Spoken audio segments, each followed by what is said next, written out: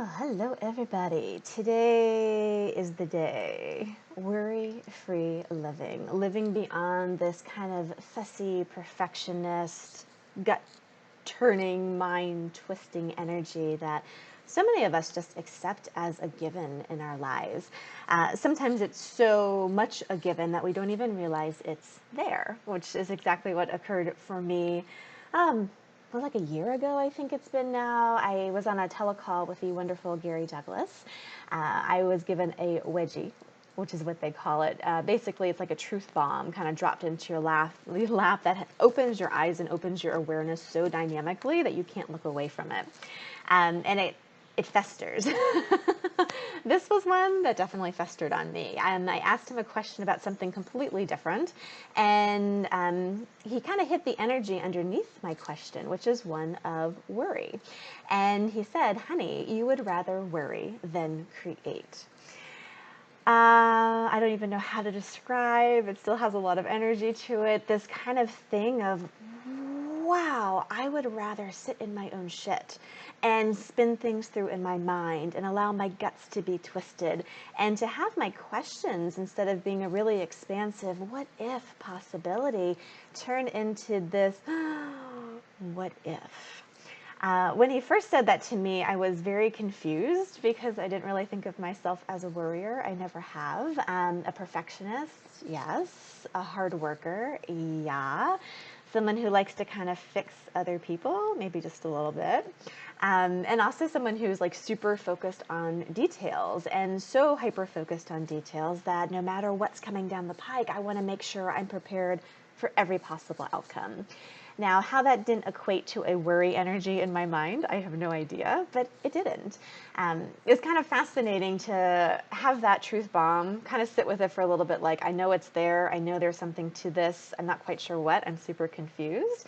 I went to go trade access bars with a friend of mine, and I said, oh my God, you will never believe what Gary said to me. He says, and I said, do you think I worry? I don't think I worry. And she just had this look on her face like, for a split second before she was able to change her facial expressions and kind of hide it, of like, what do you think, what do you know about it? It was kind of fascinating, like, oh, I guess I probably do this more than I realize, and the people who know me well and really talk things through with me have been more aware of this energy than I've been willing to. Now, the beautiful thing about becoming aware that you are a worrier, or allow that energy to permeate your living at all, is that you're able to make a different choice. You're able to kind of pick it apart. That is something that I've been doing for the last year since I've heard this thing, and I knew I was going to do podcasts and a class on it. I just wanted to be with it in my own space for a while first, just to kind of not even figure it out, but allow my full breadth of awareness to start to unravel and unfold, so that I had something to kind of bring to the table, so to speak, which, if you listen to that, is a little bit of a worry and perfectionist thing as well. Interesting.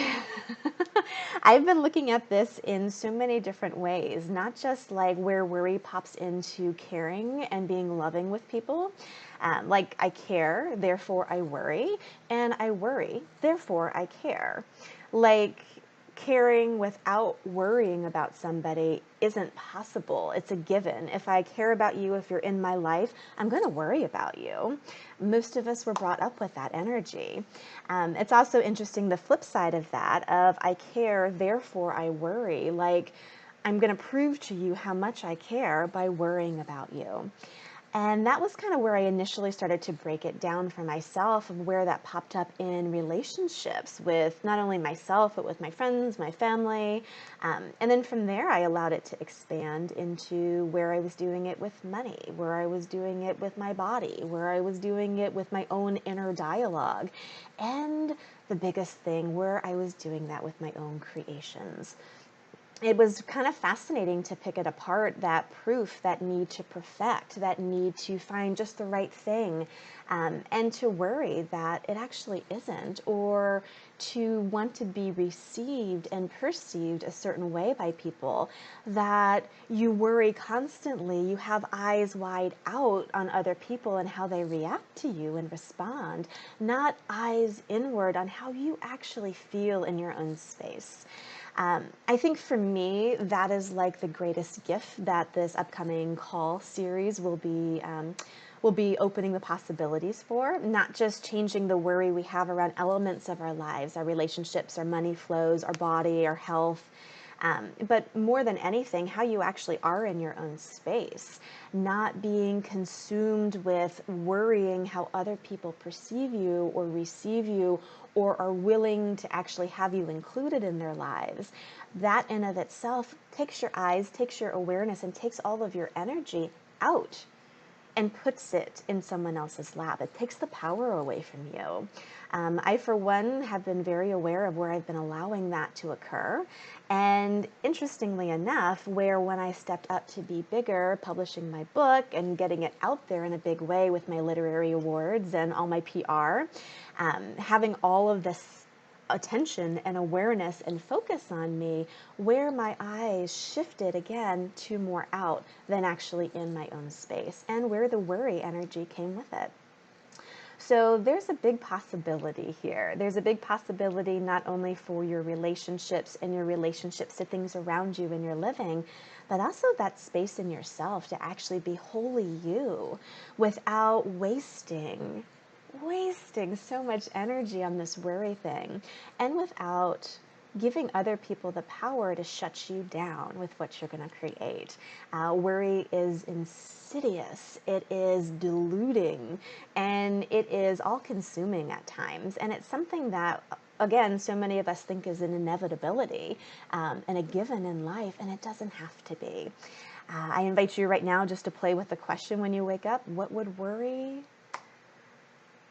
not in my living be like? What would living without worry be like? And just have that as a question you play with. I've got quite a few things coming up on this topic. My next 2-week podcasts are going to be Worry-Free Living, Part 1 and Part 2. So those are fantastic episodes just to get a deeper dive into this topic and these energies. And then I have this beautiful Worry-Free Living series coming up. I'm so excited I can't get it out of my mouth. And that is just, again, it's a beautiful deep dive into this. I'm allowing you to kind of come on for one pop-off call if you only just want to come on for one topic, or you can buy the whole thing. We're going to do money-free relationships, worry-free money, worry-free body, and worry-free you. And the possibilities here to actually claim what you know and own it and harness the energy for creating that, not allowing these distracting things of worrying constantly, is huge. So what peace, what space, what joy, and what effortless living is possible when you're willing to untether yourself. Untether yourself from the other people around you, how they're perceiving what's expected of you, and really worrying about getting things right, perfect, correct, and doing it a way that you think you should, not actually how you know. And that is my invitation for you all. I'm excited to dive in. I'm excited to see where not only my last year of awareness can apply to you all, but also where we can go even bigger, better, and bolder, and deeper with each other as a group. So you're invited to come play. I'll put some links down below about the podcast, and then also the Worry-Free Living series that is coming up beginning August 6th. Enjoy, and in the meantime, just allow yourself to soak in what is possible without worry. If worry wasn't inevitable, if it wasn't a given in life, and if it was just something you were distracting yourself with, what would you be aware of and what would you start to choose? Have fun.